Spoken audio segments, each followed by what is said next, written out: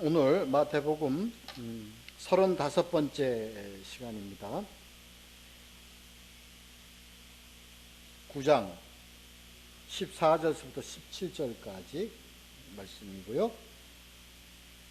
함께 나눌 말씀의 제목은 심령을 새롭게 함이라는 내용으로 전하 있습니다. 심령을 새롭게 함. 우린 지난주에 1절서부터 13절까지 했습니다. 같이 나눠봤죠.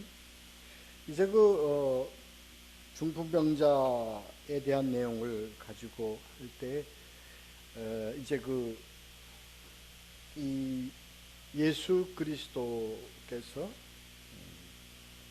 안심하라 내 죄 사함을 받았느니라 하는 그 내용의 말씀을 가지고 이제 그거를 책 잡아서 그를 이제 흠을 잡기 위해서 그렇게 하죠. 그래서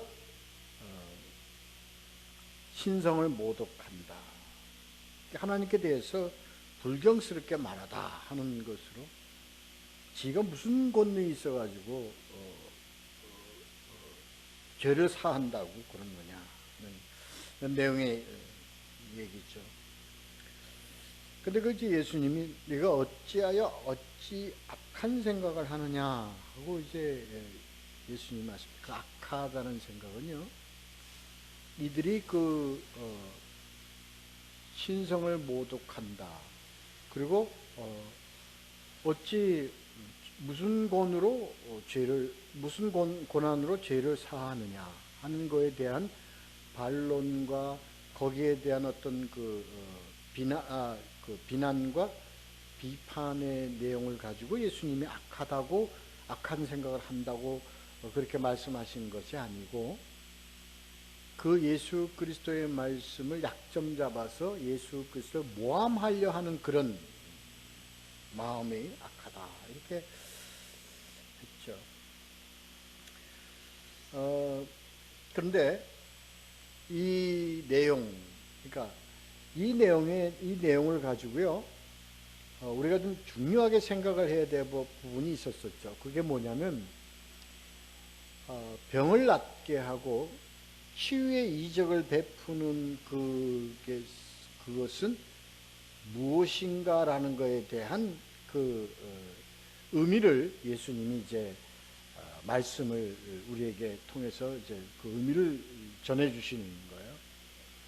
그것이 뭐냐면 바로 이 치유와 신유와 이런 이적은 바로 예수 그리스도의 대속과 구원의 사역을 나타내기 위함이다는 거예요. 그래서 그것을 우리에게 보여주시는 것은 이런 예수 그리스도의 대속의 능력과 구원의 권한을 우리에게 가르쳐 주시기 위한 것이다. 그렇습니다. 그러니까 이것뿐만이 아니라 우리가 그 전에 봤듯이 자연을 이렇게 파도와 풍파를 잠잠하게 하고 귀신을 쫓아내고 하는 모든 하나님 이적을 우리 인간들에게 나타내 보이시는 것, 특히 제자들에게 나타내 보이시는 것은 바로 예수님이 그를 따르는 자들에게 바로 하나님의 대속의 능력과 하나님의 어떤 구원의 어떤 능력, 심판의 능력을 가지고 있다는 것을 제자들에게 알게 하고 가르쳐 주기 위한 것이다. 아주 대단히 중요한 내용을 우리가 지난번에 같이 보았었습니다. 그렇습니다. 그래요.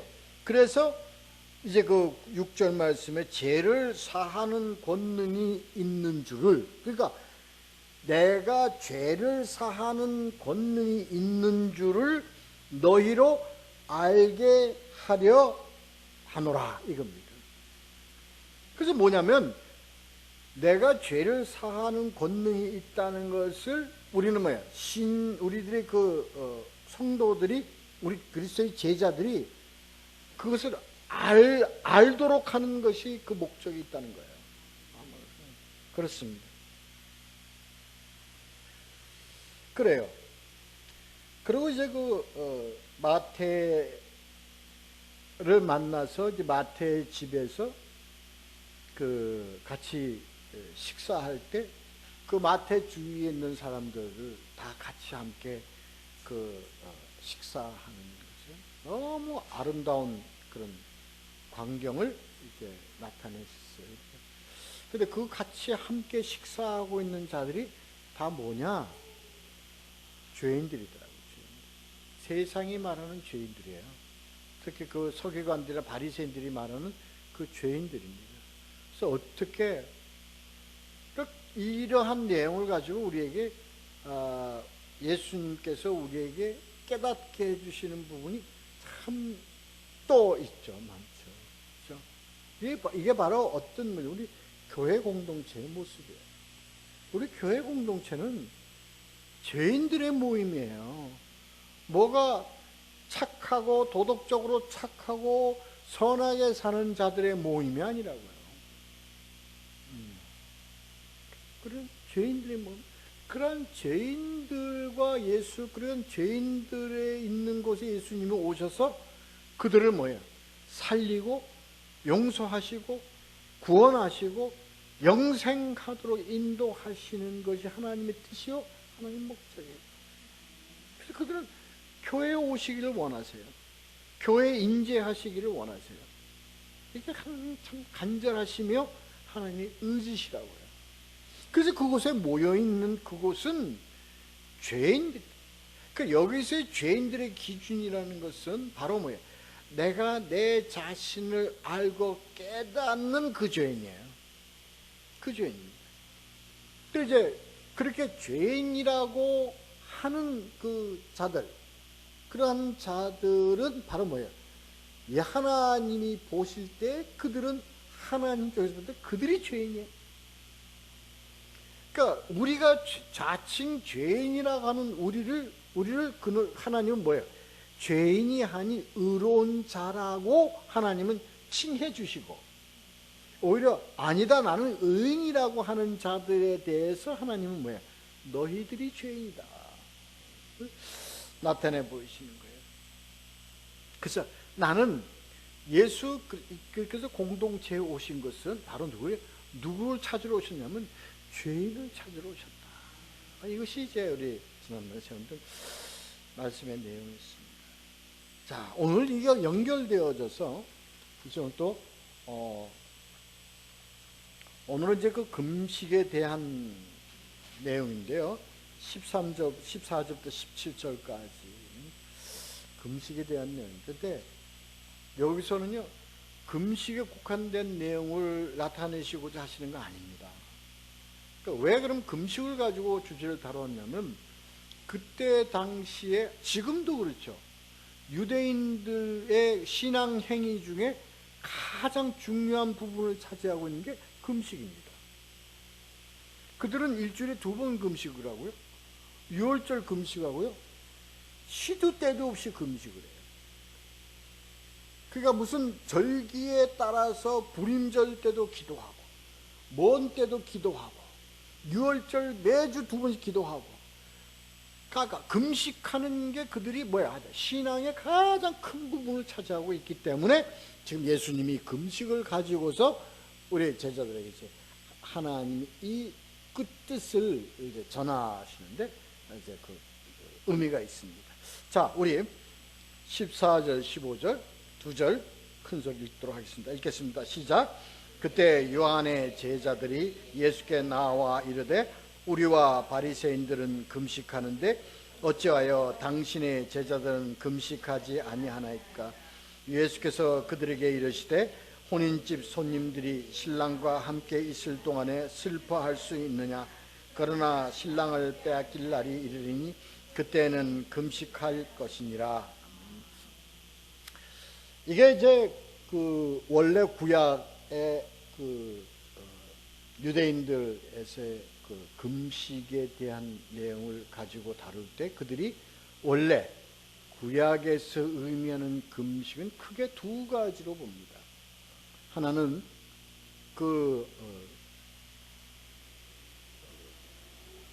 나라를 빼앗겼을 때, 그런 또는 어떤 큰 슬픔을 당했을 때예요. 그러면서 슬픔을 당할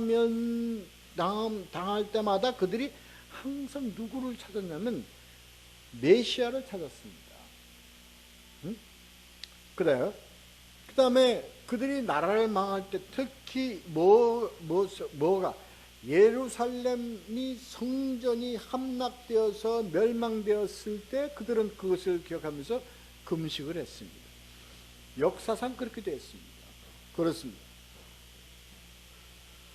그래서 그런 메시아 사상과 그 다음에 예루살렘 성전에 대한 관계로 인해 가지고 금식을 한 것이 그들이 금식의 중요성을 가지고서 금식의 날을 정해서 그걸 철저하게 지키면서 그들이 신앙을 지켜왔습니다. 유대인들이. 그래서요, 그들에게 있어서 금식이라는 것은 신앙의 가장 큰 기둥을 차지했습니다. 근데 그것이요, 유대인의 전통적인 이 금식은 오늘날에도 그것이 그대로 지속되어 이어오고 있습니다. 오늘날에도 그것이 계속 지속되어 이어오고 있습니다. 그래요. 그래서 오늘 요새도 다 그들은 6월절 날 목요일 날인가 그때 그들은 다 금식을 한다고 합니다. 그래요. 그 전통을 지키고 있습니다. 그러니까 금식, 지금은 유대인들에게 그 금식이라는 것은 뭘로 되어 있냐면 하나의 전통이 되어 있습니다. 그러니까 그들은 물론 신앙으로 출발했지만 지금 그들이 그걸 지키는 것은 뭘로 지키냐면 전통으로 지킵니다. 그럼 오늘 예수님이 신앙은 전통을 지키면서 갖는 것이 신앙이 아니다라는 것을 예수님이 역설적으로 나타내시기 위해서 지금 이것을 나타내고 있는 겁니다. 금식은 정기적으로 정해놓고 금식을 전통적으로 지키는 것은 아무 의미가 없다는 거예요. 그런 의미가 아니다는 겁니다. 이거 대단히 중요한 내용이에요. 그런데 유대인들은 이 금식을 지키는 것이, 그들의 전통의 금식을 지키는 것이 뭐를 지키는 거라고 그들이 생각을 했냐면 신앙을 지키는 거라고 생각을 한 겁니다. 그러니까 예수님이 오늘 이 내용을 가지고서 그것을 우리에게 고치시고 우리에게 그것을 개혁시키고자 하시는 의미로 지금 이 사건을 내놓고 계시는 거예요. 그렇습니다. 근데 이것이요, 이것에 대한 대두를 누구를 통해서 이걸 대두를 하냐면 바로 요한의 제자를 놓고 대두를 시킵니다.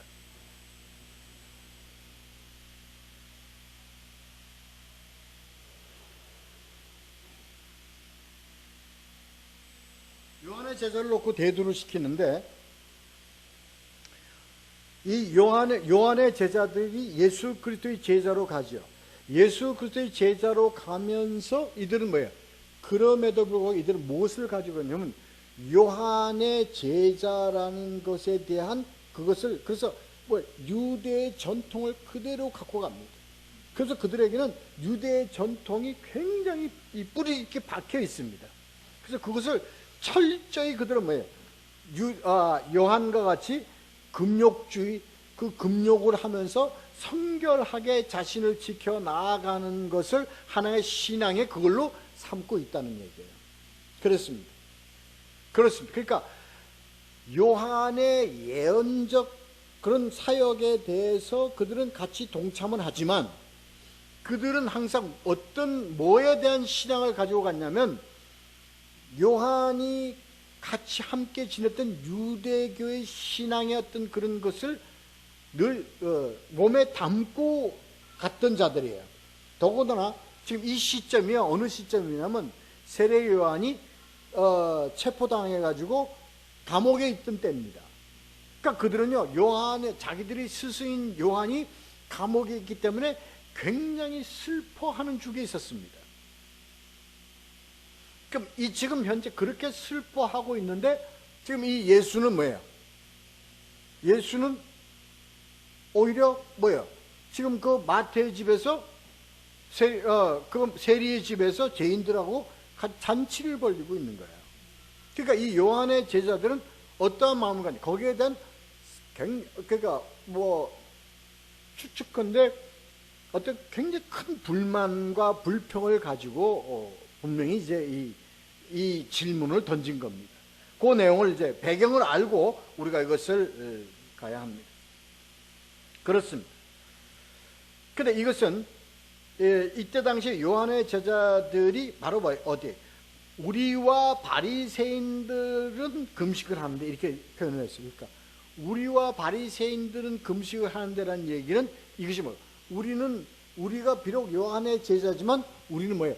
바리새인들과 같이 유대의 전통을 지키는 것을 신앙으로 갖고 있다, 이런 내용입니다. 그렇게 하는데, 더더구나 지금 이제 우리들의 스승이었던 요한이 감옥에 잡혀 있어 슬퍼해야 될 이때에 당신의 제자들은 어찌하여 금식하지 아니합니까? 이겁니다. 그러니까 당연한 질문이에요, 이거는. 당연한 질문이에요. 그렇습니다. 그들에게는 당연한 질문입니다. 그만큼 이들은요, 금식과 기도를 이들은 굉장히 중시했습니다. 기도와 금식을 중시한 그들이 해서 철저한 금육생활을 하는 것이 특히 요한의 제자들의 신앙 행위였습니다. 그렇습니다. 왜 이것을 듣는? 그러면 오늘날도요, 우리가 이 교회에서 보면요, 이 금식과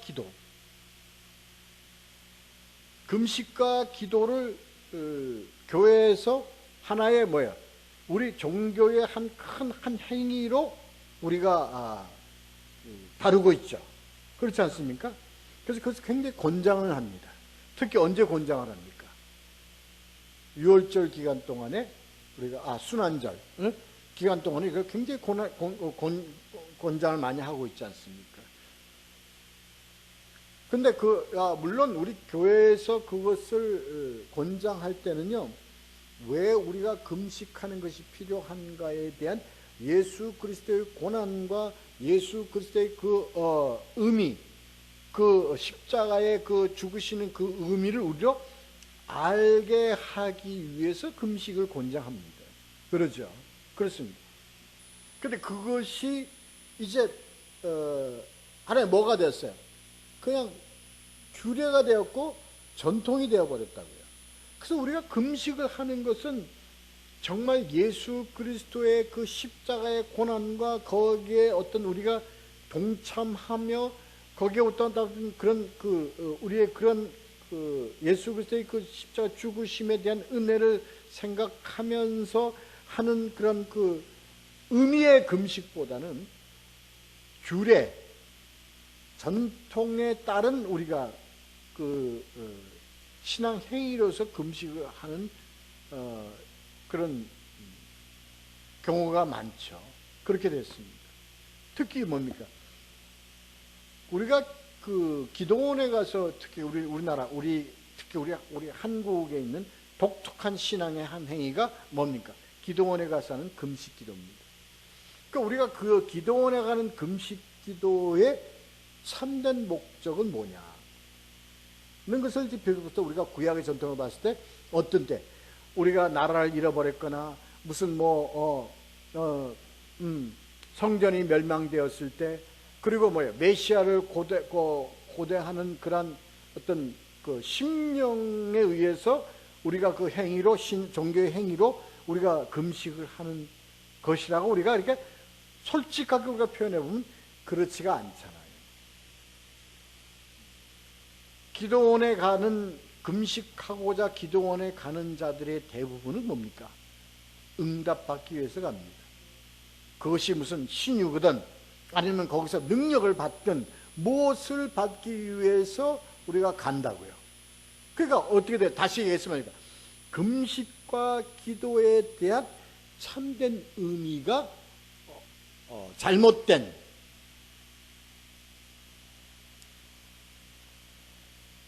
그렇습니다. 그래서 이것이 잘못된 그런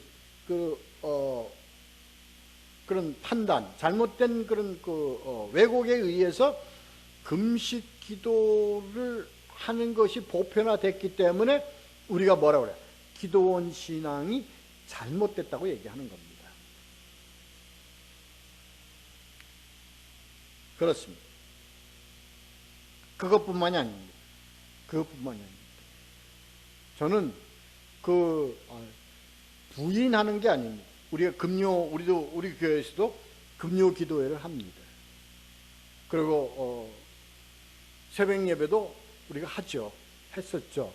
그러나 그 자체를 하는 것 그 자체를 제가 부인하는 게 아니라 하는 것 새벽 기도와 금요 기도의 참된 본질이 잘못된 것이 뭐예요? 위험성. 그 위험성을 항상 내포하고 있습니다. 그 어떤 위험성을 가지고 있느냐? 기복의 위험성을 항상 내포하고 있습니다. 그래서 우리나라 신앙은요, 우리나라의 이 기복주의적 신앙이 기복주의적 신앙의 위험성을 항상 우리가 달고 갖고 있습니다. 아니라고 하지만 그렇지가 않습니다. 새벽 기도하는 그 자체는 좋습니다. 근데 새벽 기도를 할 때 이들이 항상 뭐밖에 없습니까? 뭘 받기를 원하거든. 그러니까 뭘 받기 원하느냐 할 때 대개 보면 뭔가 표적과 응답과 그것을 받기를 원하는 겁니다. 그래서 원래는 이 새벽 기도의 참는 출발이 어디에 있냐면요. 왜요? 자신을 성찰하면서 하나님의 그 은혜와 하나님의 뜻을 더욱 깊게 알고 깨닫기 위해서 시작한 것이 새벽 기도. 근데 그것이 어느 때에 이것이 바로 뭐가 돼요? 아주 정한수 떠다 놓고 손을 빌어가면서 하던 우리나라 토속 신앙의 모습 너무나 접목이 잘 됐습니다. 세계 어느 곳에서도 우리의 이 새벽 기도를 따라올 나라가 없습니다. 근데 그 안에 있는 우리들의 토속 신앙의 위험성이 어디에? 새벽 기도에 포함되어 있기 때문에 굉장히 위험성을 내포하고 있다는 것을 우리는 자인해야 합니다. 금요 기도도 마찬가지입니다.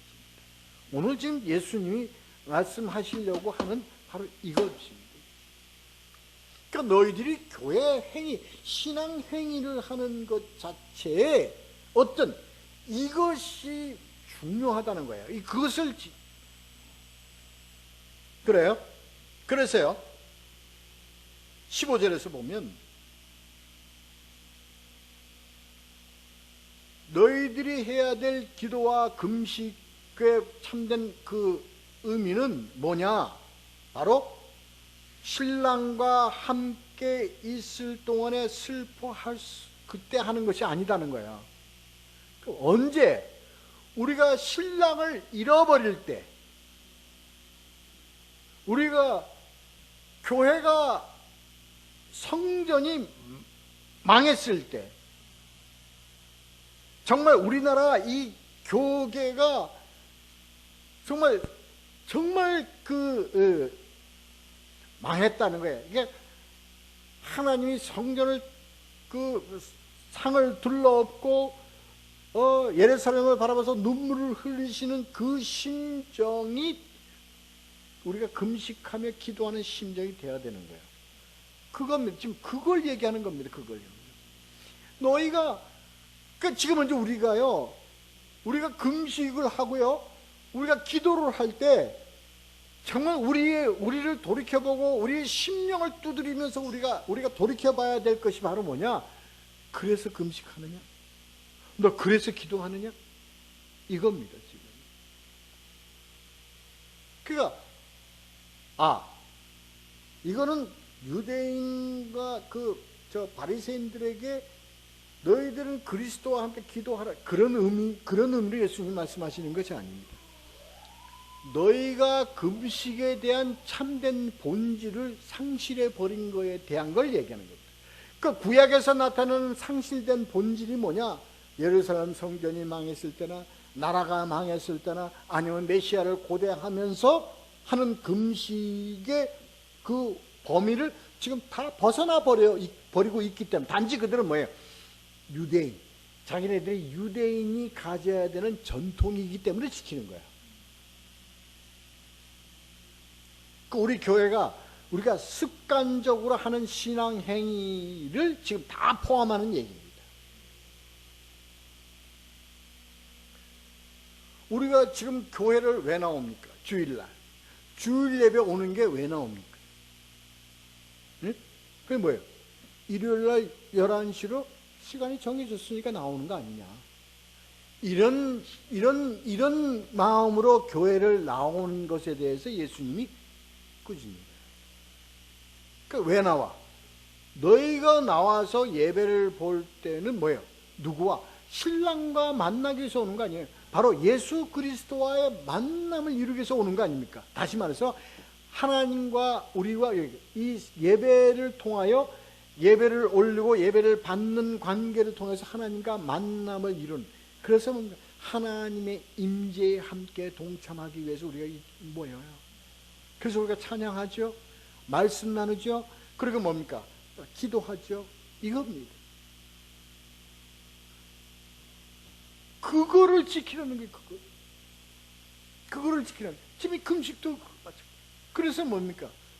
너희는 항상 예수 그리스도의 십자가를 생각하고 그가 죽음의 십자가에 그 십자가 못 박혀 죽으시는 참된 의미를 너희가 아느냐? 거기에 동참하면서 기도하라 하는 의미예요. 물론 이때는 아직 그 이전이지만 지금 그겁니다. 예, 장로님. 네. 세례요. 네.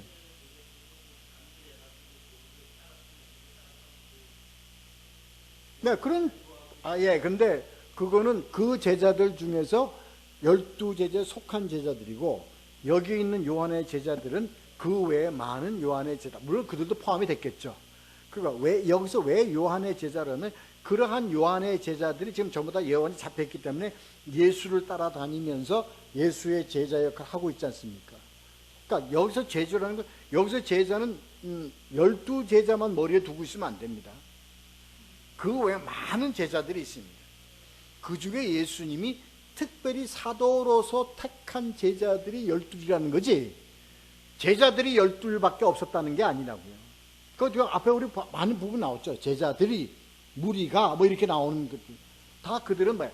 내가 그들을 놓고 예수님 항상 그들을 제자와 같이 여겨 그들을 가르쳤습니다. 그걸 아셔야 됩니다. 여기서 있는 요한의 제자들 중에 다수가 예수님을 따르던 자들 중에 그 제자들이 지금 예수님께 질문을 한 겁니다. 그렇습니다. 자, 그래서 중요한 내용은 뭐냐면, 이 예수님이 우리 여기서 이 사건을 통해서 가장 강력 주장하기 위한 건, 우리가 아주 쉽게 거기에 우리가 다시 잘못된 길 우리가 가기가 쉽기 때문에 그렇습니다. 어느덧 우리는 나도 모르는 사이에 나는 뭐예요? 습관적 신앙의 길을 가고 있는 부분이 있기 때문에 그래요. 이걸 지금 얘기하는 겁니다. 그래서 이들은요 다 뭐예요? 때가 되면 굶어야 되고, 때가 되면 가족들이 모여서 예배를 드려야 되고, 이들이 일 다 해야 돼요. 그게 뭐니까 이들은 그냥 그것이 하나의 전통으로 쫙 져 있어요. 그러니까 뭐는 없어지고 그가 가지고 전통에 가진 그 의미는 상실되어 버리고, 그 행위만 가는 거야. 이 우리들에게 지금 현재 우리에게 주시는 메시지에서요, 우리가 어느덧 뭐는 잃어버리고 의미는 잃어버리고 뭐만 행위만 한다고. 가장 우리가 쉽게 이해가 될 수 있는 게 바로 절기 예배입니다. 절기 예배. 그래서 뭐예요? 그 절기 예배를 드리는 이유는 뭡니까? 그 절기를 통해서 복음의 의미를 더 알고 깊게 깨닫기 위해서 만든 게 절기 예배예요. 근데 지금 오늘날 그 절기 예배 그 의미는 다 없어져 버리고 뭐만 있어요? 그 절기의 그 전통, 행위만 남아있다.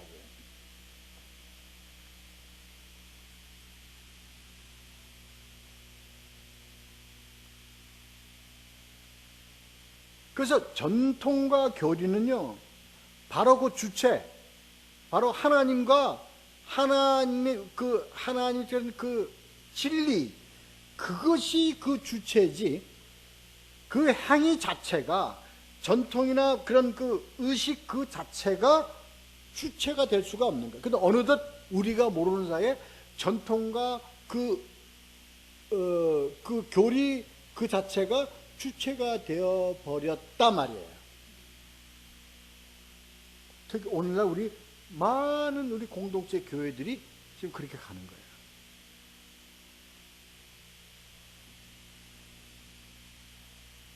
이걸 다시 찾는 것이 바로 뭐냐? 이걸 다시 그 의미와 그걸 찾는 것이 바로 그게 뭡니까? 리폼드, 원래의 것으로 돌아가는 겁니다. 그게 개혁입니다. 항상 예수님의 말씀 속에는요, 이 개혁적 의미가요, 한 번도 빠진 적이 없습니다. 그래서 그 처음에 네가 첫사랑을 잃어버렸구나라는 그 의미의 말씀도 바로 뭐냐? 의미는 없어지고 행위만 간다는 거예요.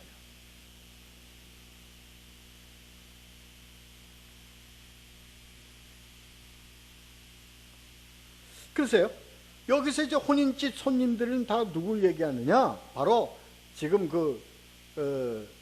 제자들을 얘기하는 겁니다. 다시 말해서 성도들을 얘기하는 겁니다.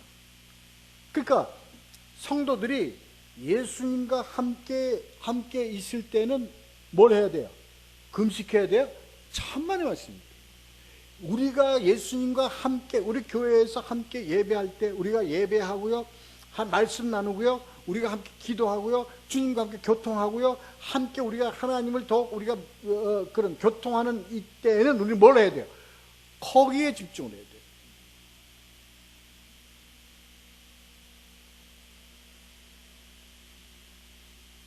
여기서 왜 금식할 수 있냐, 금식을 하지 못한다고 할 때 그 금식에는 예수님이 말씀하시는 금식의 의미에는 그 금식에는 뭐가 들어가 있냐면요,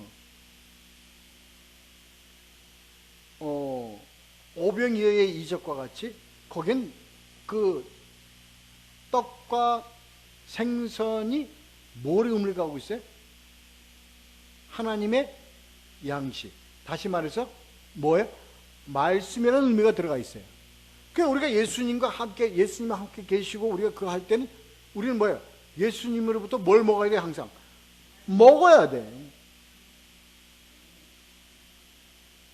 그렇잖아요. 예수님으로부터 먹어야 되고 호흡해야 되고 나눠야 되고 이러는 거예요. 그러니까 거기서 어떤 금식의 의미를 거기다가 갖다 넣어서는 안 된다고요. 그렇죠.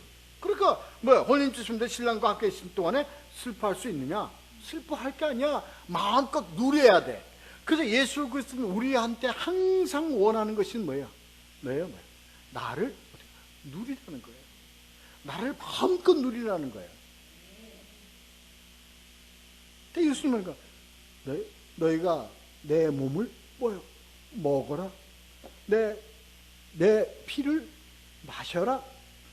나를 마음껏 누려라. 너희가 내 안에서 마음껏 누리고 안식을 취하라. 이게 하나님의 뜻이에요.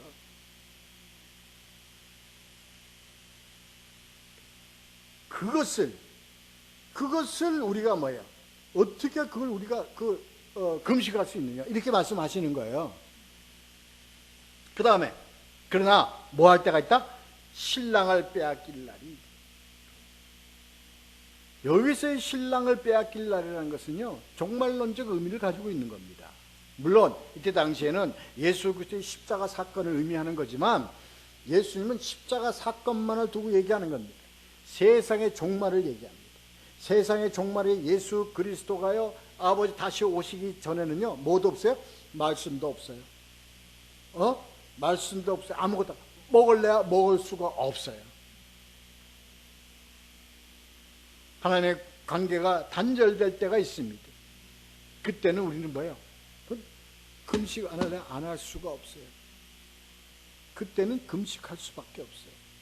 근데 그때 우리 금식할 때 그때 상태가 어떻겠어요? 우리가 뭐를 갈급해 하면서 금식을 하겠어요? 뭐를 갈급해 하겠어요? 그렇죠. 하나님이 주신 양식을 갈급해 할 거 아닙니까? 응? 그렇습니다. 우리 그 의미를 참 잘 알아야 돼요. 그런 의미를 얘기하는 거예요. 그런 의미를.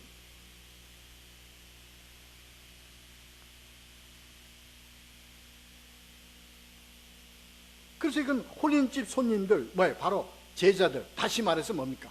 교회 공동체를 얘기하는 겁니다. 그래서 교회 공동체가 예수님과 함께 할 때는 하나님이 함께 하시는 그 우리의 이 공동체 생활을 할 때 우리가 왜 굶어?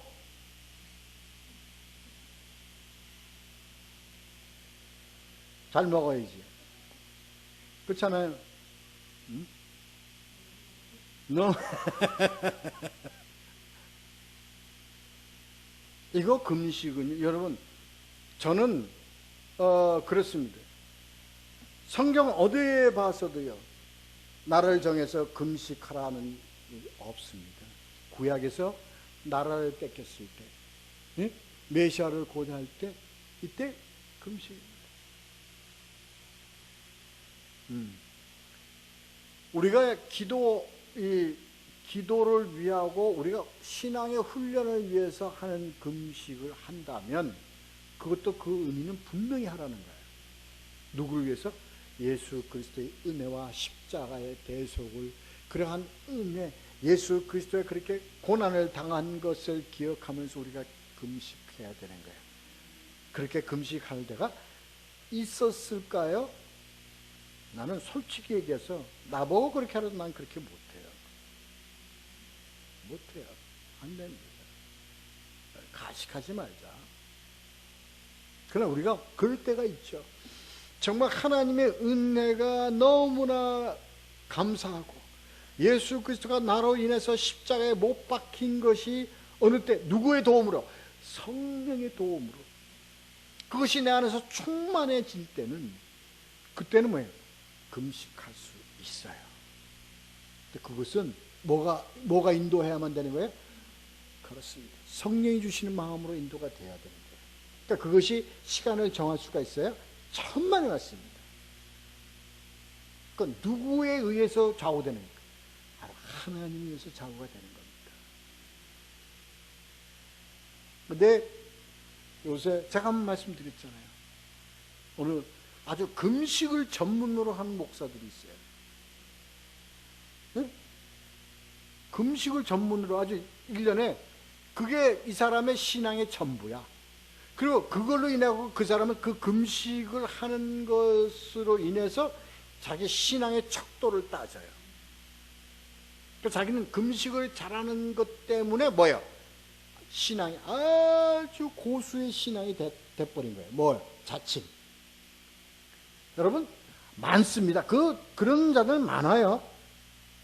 평신도 있어요. 껐떡하면 청격증 메고요, 하나님 말씀 받으러 간다 그러고 기도원 갑니다. 목사들보다 더 잘해요, 금식. 그래서 그들은 금식하는 걸 자랑을 해요. 20일쯤은 그래요. 그리고 진짜 40일 밥 먹듯이 하는 그 평신도도 그런 자들이 있습니다.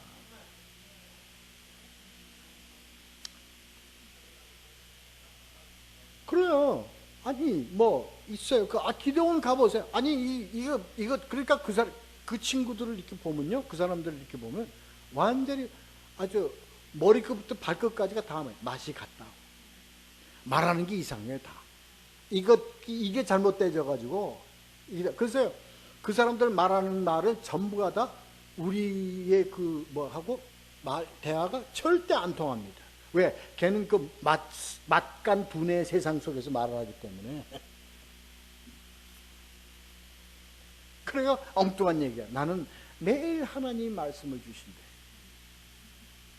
매일매일 everyday 말씀을 주신대. 그 말씀은 성경에 하나도 없는 말씀이에요. 그래가지고 성경 읽어도 성경 해석은요 전부 다 이상하게끔 해석하게끔.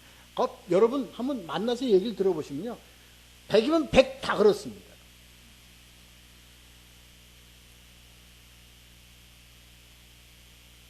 아주 저희가 우리가 우스갯소리로 할지언정 이게 뭐야? 우리 신앙에서 굉장히 이걸 우리가 알아야만 뭐가 생겨? 분별력이 생겨요. 옛날은요, 저 사람은 그 기도원 가서 뭐 1년에 한 3번은 보름씩 한 몇 번 정해놓고 금식하는. 그러면 대단하다 그렇게 봤잖아요. 이제는 그렇게 보지 마시라고. 벌써 금식하라 기도원 가다 저 사람 막간 사람이구나 이렇게 보시면 틀림없어요. 아주 그냥 단언하고 제가 얘기합니다. 틀림없어요. 제대로 머리님이 제대로 박히신 분 한 분도 없어요. 왜? 그들이 이미 성경이 아닌 곳으로 갔기 때문에 그래요. 벌써. 그렇습니다. 예수님이 대단히 그러니까 너희가 금식을 하는 이걸 이러한 목적과 의미를 가지지 않고서는 금식하지 말라는 말씀이에요. 오늘 이 말씀은요. 그럴 위험성이 있을 때는요. 저는 제가 판단할 땐 그렇습니다. 그럴 위험성이 있고 그럴 소지가 많을 때 차라리 안 하는 게 낫습니다.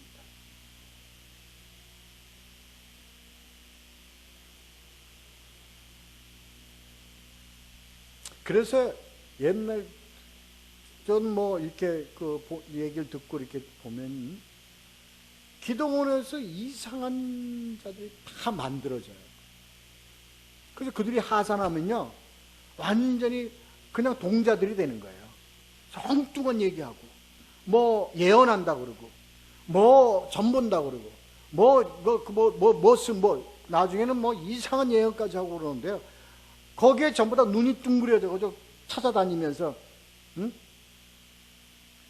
굉장히 위험한 겁니다. 절대 하지 마십시오. 혹이나 그 중에 1000명 중에 하나, 10,000명 중에 10만 명 중에 하나가 올바른 자가 있다 하더라도 하지 마십시오. 관계를 딱 단호히 끊어야 됩니다. 않을 거예요. 모든 이단들이 다 그런 자들이 다 이단이 됐고요. 거기에 전부 다 이단들의 괴수들이 다 그런 쪽 출신들입니다. 옛날부터.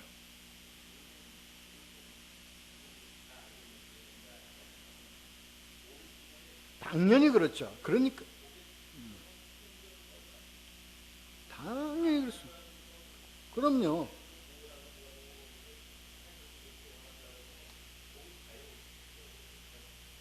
옛날에요. 우리도 그랬습니다. 저와 우리 김성우 사모는요. 옛날에 우리 교회 다닐 때 옛날에 그런 집회가 많았잖아요.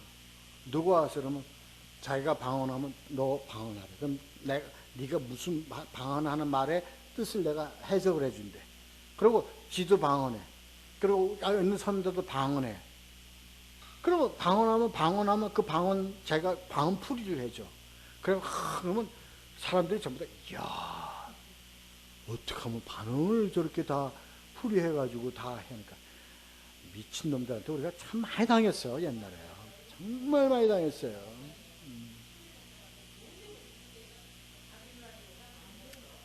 그래.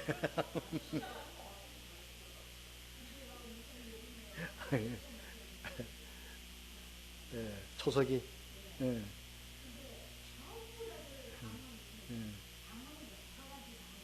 예, 예. 예. 그래.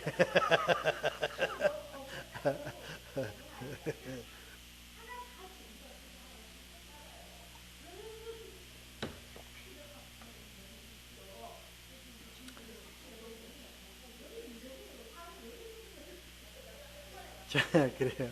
자, 이제 우리 지금 진도 나가야 되니까. 그래. 그래, 예수님이 지금 이미 그거 지금 예수님이 다 지금 읽고 지금 이미 내다보시고 이미 다 하시는 말씀이세요. 그렇다는 거예요. 그러니까 지금도 유대사회에서요, 이 유월절과 금식하는 걸 뭐, 그 사람들 백성에서 그냥, 이단돼 버리는 거예요. 그렇죠. 그렇습니다. 자,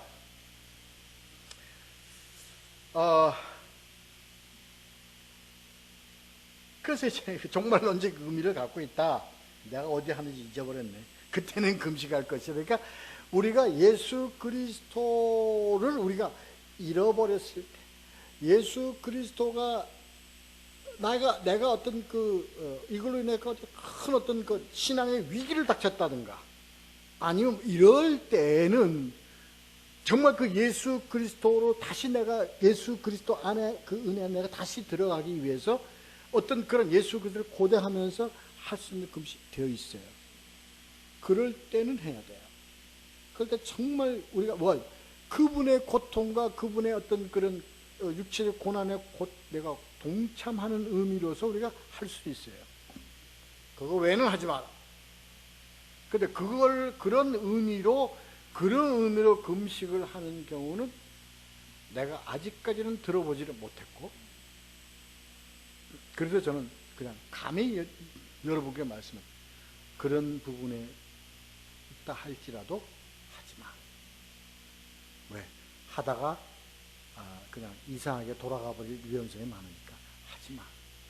그리고 대부분 기도원에 가서 앉아있는 자들이 전부가 다 이게 다 갚버린 자들이기 때문에 거기 가서 같이 금식 기도하면 거기에 휘말려 버리게 되면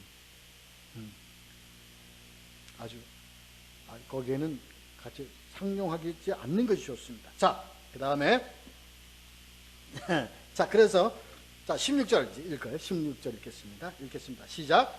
생배 조각을 낡은 옷에 붙이는 자가 없나니 이는 기운 곳이 그 옷을 당겨 헤어짐이 더하게 되며. 여기서 이제 두 가지. 그러니까 지금 그 앞에 있는 그 금식과 그것은 뭐예요? 다시 얘기했어요. 너희가 이 모든 것이 복음에 참된 의미로 이것을 행하는 것 아닌 경우에는 하지 말라 이 뜻이에요. 그죠? 하지 마. 그러니까 그 복음입니다. 그러니까 복음 중심이에요. 근데 이게 지금 두 번째 얘기는, 그러면 이 사람들이 뭐라고요? 앞에 얘기할 때 이 사람들이 하는 금식과 기도는 뭐라고요? 전통과 규례에서 하는 거죠. 그러니까 전통과 규례에서 하는 건데, 너희는 이제 내가 전하는 복음, 내가 누구예요? 예수가 아닙니까? 내가 부는 복음으로 너희들이 살아야 되는데, 너희는 이미 안에, 요한의 제자들 너희들은 지금 안에 뭘 갖고 있어요? 뭐가 가득 찼어요? 전통과 규례가 가득 찼다고. 그래서 너희는 전통과 규례 위에다가 복음을 갖다 얹어서 연결시키면 안 된다 하는 의미로 지금 예화를 두 개를 들으시는 거예요, 예수님이. 그 중에 하나가 생배, 그 다음에 뭡니까? 새 포도주와 새 부대입니다. 아시겠죠? 그렇습니다. 그러니까 위에서 그 배경이 있기 때문에 그 배경에 의해서 이런 예화가 나왔다는 것을 우리가 알고서 이걸 해석을 해야지, 무턱대고 생배 조각과 헝겊대기야 이렇게 우리가 무조건 생각하면 안 된다는 얘기예요. 네? 그래서 여기서 생배 조각은 뭡니까? 복음이죠. 내가 너희들에게 들은 복음이에요. 그래서 네가 복음을 듣는데 머릿속에는 뭐예요? 너희들이 이 속에는 뭐가 있어요? 전통과 규례가 들어가 있다고. 그러니까 이건요, 너희들이 갖던 전통과 규례를 무시하라는 게 아닙니다. 이것을 복음의 내용을 전통과 규례의 내용으로 짜집게 하지 말라는 겁니다. 아시겠죠? 아시겠죠?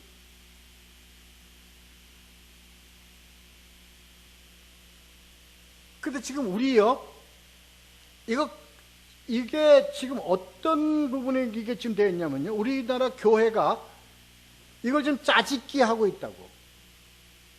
짜집기 한 교회. 그러니까 그들은 뭐예요? 예수님의 참된 복음을 세상과 자기네들의 전통에 그게 맞춰서 지금 모든 교회 모든 것을 프로그램을 짜나가고 있단 말이에요. 예배도, 뭣도. 그러니까 그렇게 되면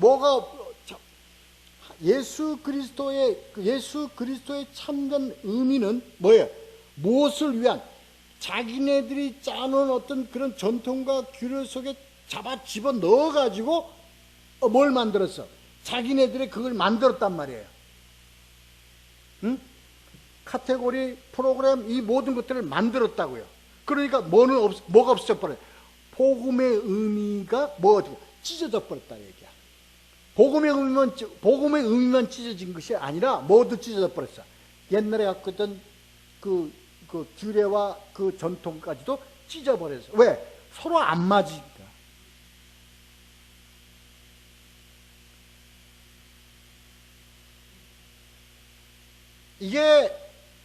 이게 다 뭡니까? 이게 다 지금 오늘날 예수 그리스도의 참된 복음의 의미를 세상이란 제도와 세상이란 거기 어떤 제도에다가 연결을 시켜 버렸기 때문에 뭣도 망하고 뭣도 망해. 교회도 망하고 복음도 망하고 뭣도 망하고 이 자기네들이 갖고 있는 세상도 망하게 돼 있어. 그건 왜? 그렇게 갈 수가 없기 때문에. 그러니까 교회가 어떻게 돼? 원래 가려고 했던 방향대로 가지 못하니까 교회가 풍지박산이 되어버려. 이게.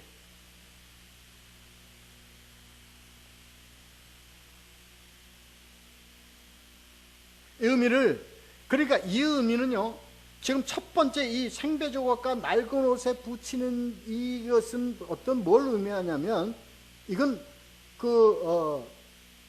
내용적 의미를 얘기하는 겁니다. 내용적 의미입니다. 그러니까 순수한 그런 규례와 전통의 내용, 그 다음 복음의 내용, 이것이요, 서로 연관성은 있다 할지라도 항상 거기 위에 복음이 그 위에 있어가지고 밑에 있는 거하고 연결된 게 아니라 그거를 지배해야 된다고요. 세상 위에 신앙을 놓고 신앙의 힘과 신앙의 법칙과 신앙의 진리로 사는 규례와 전통을 다스려 나가는 게 되어야 돼요. 근데 지금은 다 어떤 거예요?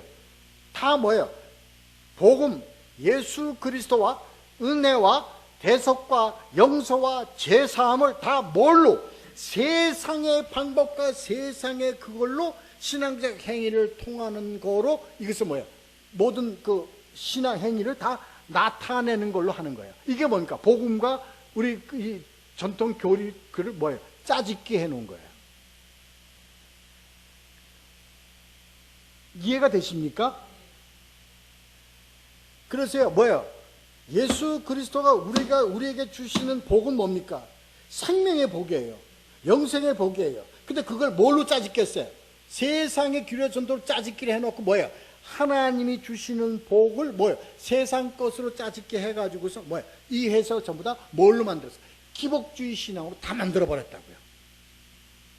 이러면 우리가 여기 지금 말씀하시는 내용의 핵심적인 내용이 바로 여기에 지금 들어가 있는 거예요.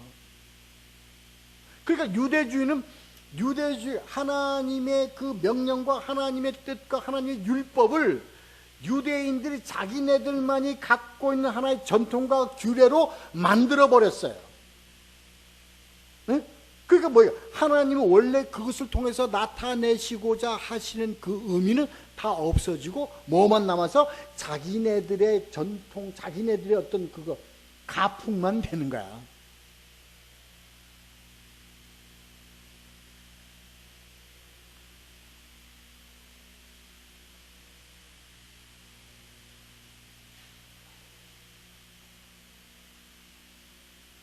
그래서요, 예수 그리스도께서 말씀하시는 이 내용에 참된 의미는요, 우리가 지금 오늘날 우리가 이 모든 것을 지금 다 그대로 다 그냥 우리가 그렇게 가고 있어요. 가지 말라고 하는 쪽으로는 다 가고 있다고. 이 복음 내용을 정확하게 해석을 하게 되면.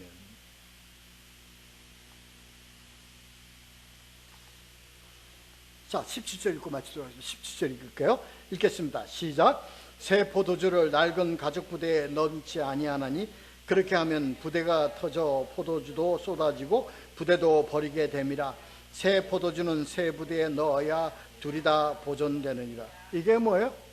이제 이것은 앞에 것은 내용을 가지고 다른 부분이에요. 이것은 뭘 가지고 다른 부분이야? 마음, 믿음의 밭, 심령을 가지고 다루는 부분이에요. 그러니까 새 포도주가 뭐예요? 복음이죠. 그러니까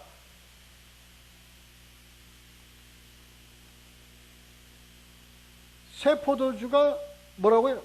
뉴 테스트먼트예요. 신약이야. 그러면 내가 이렇게 나는 그렇게 봤습니다. 그렇게 보자고요. 낡은 가죽 부대는 뭐예요? 올드 테스트먼트예요. 네? 그러니까 올드 테스트먼트는 뉴 테스트먼트에 뭐 하는 거야? 그냥 그대로 그냥 승계시켜 주는 거예요. 근데 지금 이거 뭡니까? 뉴 테스트먼트를 올드 테스트먼트 안에다가 집어넣는 거예요. 말이 돼요? 안 되죠? 잘못됐죠? 그럼 이해가 딱 와야지. 그러면. 응? 그러면 이게 좀 결과가 어떻게 되냐? 뉴 테스트먼트도 다 버리게 되고 쏟아 버리게 되고 올드 테스트먼트도 다 쏟아져 버리게 돼 버려. 찢어져 버리니까. 하나님이 뜻하시는 것이 뭐예요? 바울이 얘기했듯이 율법은 오시는 이에 몽학 선생이라. 그냥 몽학 선생이란 뭐야? 그냥 인도해서 누구예요? 예수 그리스도에게로 그냥 안내하는 역할을 하는 거예요. 에? 안내하는 역할을 하는 거예요. 그걸로 끝나. 근데 올드 테스트먼트, 뉴 테스트먼트를 올드 테스트먼트 안에 집어넣어 버리면, 이건 뭐예요? 죽도 밥도 아니니까 전부 다 버리게 돼. 다 버리게 돼. 이해가 되십니까? 그러니까 이게 바로 뭐냐? 우리 마음 속에 뭘 가지고 있어요? 올드 테스트먼트를 가지고 있는 거야. 올드 테스트먼트를 가지고 있어. 근데 우리가 가지고 있는 올드 테스트먼트는 뭐예요? 우리가 갖고 옛날에 가졌던 신앙, 올드 테스트먼트를 가지고 있던 거를 우리는 뭐예요? 그냥 예수에게로 인도되어 버렸으니까 그러니까 거기로 승계하는 것으로 우리는 올드 테스트먼트 이해하고 그만 그만이에요. 이해하면 그만. 그렇게 이해하면 되는데 그렇지 않고 올드 테스트먼트를 뉴 테스트먼트, 올드 테스트먼트 안에 집어넣어서 이건 그냥 완전 믹스를 시켜버리면 이것도 안 되고 저것도 안 되는 거예요. 그래서 우리는요, 이 성경을 볼 때, 신앙을 볼 때, 신앙을 볼 때는요, 구약을 무시해야 되고 신약을 무시해도 안 돼. 양쪽을 다 우리는 병행해서 봐야 되는데, 병행해서 보는 이유는 구약은 뭡니까? 오시는 예수를 위하여. 신약은 뭐예요? 오신 예수고 다시 오실 예수를 위하여. 요 관계를 정확하게 하고 가야 되는데 그게 아니라 구약 중심으로 신앙을 갖고 있는. 그러니까 구약에 매여서 신앙생활을 하는 자들이 있어요. 율법적 신앙이 바로 그거 아닙니까? 그래서 그들은 율법이 지키는 게 뭐야? 책에 쓰인 대로 돼지 먹지 말아야 돼. 뭐 먹지 말아야 돼. 신학자들 중에서 그런 분 많아요. 뭔 먹지 마세요. 먹지 말고, 갈라진 발굽 그건 먹지 마세요. 안 먹고 이렇게. 그거를 지금도 고집을 하고 있는 분들이 많다니까. 응? 그건 뭐예요? 짬뽕 믹스 시키는 거야, 신앙.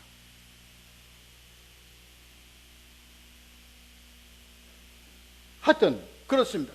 그게 의미를 정확하게 알아야 돼요. 그러니까 우리는 복음, 우리는 복음지의 복음이라는 건 뭐예요? 단지 이 복음을 그냥 예견하고 예상하고 복음이 되어 있는 것을 가지고 뭐야? 그것을 위해서 앞에서 계시하는 내용으로서의 그 구약으로 끝나야지. 신약보다는 구약 쪽에 더 하나님 뭐 이런 식으로. 응? 이 신약은 구약은 다 그냥 필요 없어. 그냥 신약만 그냥 먹어. 이런 식으로 하면 안 된다는 거예요. 이런 의미를, 그러니까 이것이 뭐의 어떤 의미냐? 우리의 신앙 상태를 얘기하는 겁니다. 그러니까 우리 안에 뭐예요? 온전히 새로운 복음을 전해드리려면 우리의 심령이 뭐 어떻게 돼야 돼? 새롭게 돼야 돼. 새 푸대가 돼야 돼. 여기서 말하는 새 푸대라는 건 뭐냐면 새로운 심령을 얘기하는 거예요. 새로운 심령이라는 게 뭐냐면 우리가 마음을 다시 갖는 거예요. 다시 갖는, 이것을 우리가 인위적으로 되는 게 아니라 무엇이 심령을 새롭게? 말씀, 성령이 심령을 새롭게 하는 거야. 그러니까 우리가 이 말씀을, 복음을 받아들일 수 있는 우리들의 심령이 새롭게 돼야 돼요.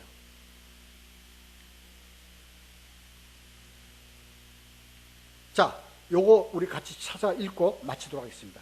에베소서 우리가 했던 거예요. 에베소서 4장 21절 찾으세요.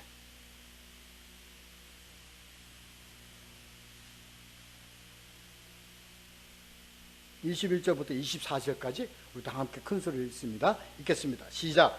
진리가 예수 안에 있는 것 같이 너희가 참으로 그에게서 듣고 또한 그 안에서 가르침을 받았을진데 너희는 유혹의 욕심을 따라 썩어져가는 구습을 따르는 옛사람을 벗어버리고 오직 너희의 심령이 새롭게 되어 하나님을 따라 의와 진리의 거룩함으로 지으심을 받은 새 사람을 입으라. 아멘. 이 심령을 새롭게 하는 것은 내 힘으로 되는 겁니까? 뭐로 되는 거예요? 성령.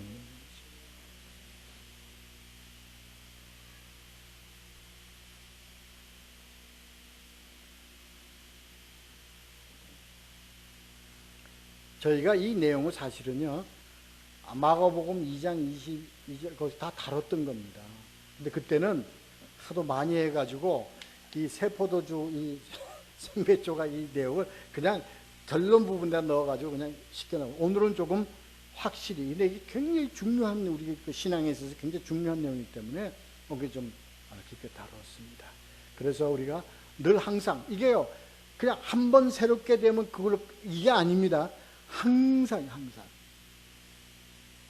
우리가 성령님의 인도하심 따라 우리가 항상 새로운 심령으로 말씀을 받고 그 말씀을 깨닫고, 그래서 우리가 항상 새 사람을 입어서 매일매일 우리 감화와 감동으로, 그리고 하나님의 인도함을 받아 가는 그런 능력에, 그리고 하나님의 택함받은, 그리고 하나님의 그 제자들로서의 삶의 사람 모두가 되시기를 예수 그리스도로 축원합니다. 기도하겠습니다.